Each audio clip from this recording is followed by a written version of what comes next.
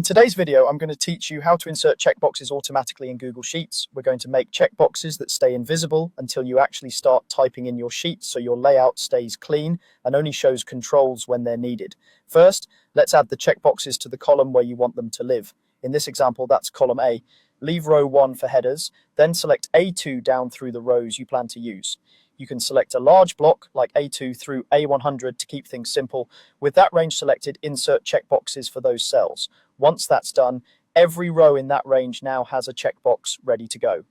Next, we'll add the formatting that hides those checkboxes until there's data on the row. With A2 through A100 still selected, go to Format, then Conditional Formatting. In the sidebar under Format Cells If, choose Custom Formula Is. In the formula box, type EB2SI if column B is where you enter your actual data for each row. This formula checks whether the cell in column B on the same row is empty. The $ locks the column to B while the row number remains relative, so the rule correctly evaluates each row in your range.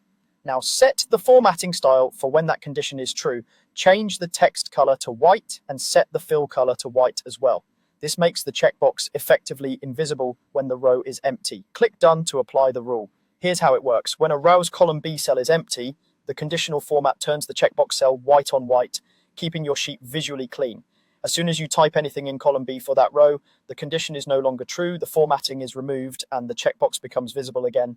It's still there the whole time, you're just revealing it when there's data to act on. A few quick tips: adjust the range A2 through A100 to fit your sheet. You can extend it anytime. If your input data is in a different column, change the formula to match. For example, E will C 2 bars or in D 2 bars. If the checkboxes never appear, double check that your conditional range matches your checkbox range and that the formula references the correct column with the $ before the column letter. That's it. You now have conditional checkboxes that stay out of the way until each row is ready to use.